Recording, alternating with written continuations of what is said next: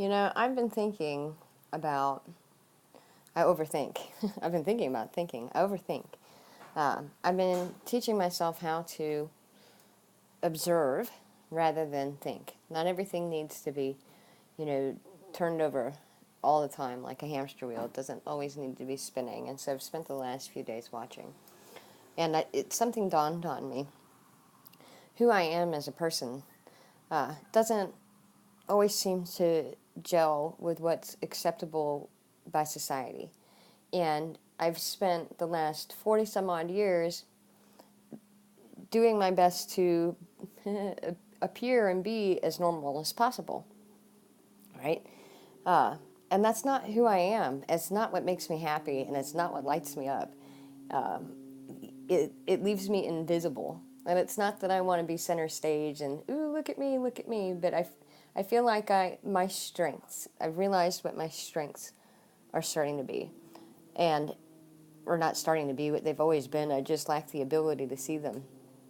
And I'm bold, and I live wide open. I prefer to live wide open. I prefer to be honest, even if it's ugly, even if it doesn't paint me in a very nice light. I want to be open. I want to live out loud. I want to throw myself out there. I wrote something this morning that said, I am the case study. I want to be the case study for accountability and humility and all those things. There's so many people out there that don't know how to be accountable for themselves. We get so busy focusing on the negative and believing all the negative things we hear. And it's why I spend so much time and effort in my day to compliment everybody and anything I see. If it makes me smile, if it brings me a little bit of joy, especially with people. I remember every negative thing that was I had shark teeth and Cabbage Patch feet, and when my hair's so thin and baby fine that when I put it up, my dad, when I was younger, he'd get little cars and he'd be like, look, it's a highway. And every time I made a ponytail after that, always looking, do I have these highways? And because negative things stay with us. But we also don't hear a lot of positive things. And so I throw myself out there, and it's awkward and it's uncomfortable, and I realize that it makes other people uncomfortable. But it's who I am, and it's who I need to be, and y'all need to hear it. You need to hear nice things. If I remember, like, someone compliments your shirt, the next time you go into your closet, you look at that shirt, you remember that compliment. So why wouldn't we want to attach better things?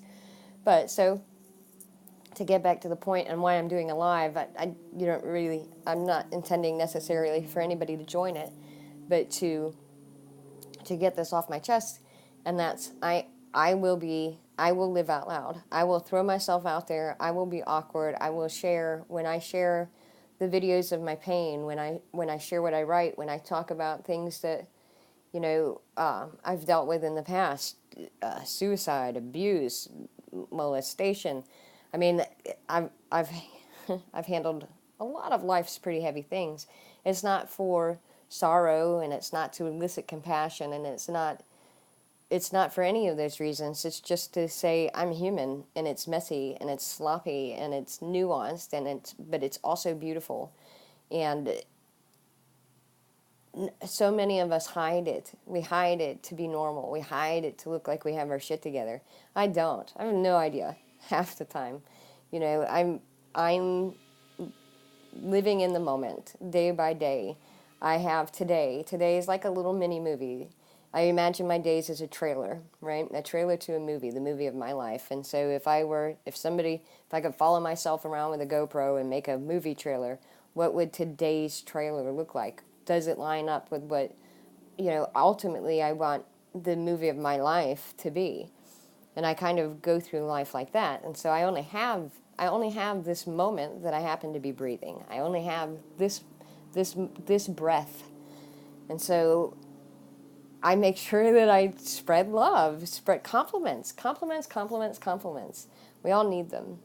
And, I'm always willing to have conversations and answer questions that most people find offensive, that I like those conversations. If someone, I'm great at awkward and inappropriate, and I realize that a lot of people aren't, and so it's sort of my duty and my responsibility to be that case study, to put myself out there and to lay it out there. And you can think about it however you want. You can believe whatever you want. You can call me names and poke at me, and those things no longer have an effect, because somebody needs to do it. Somebody needs to step out from behind their walls and just say, fuck, we're human.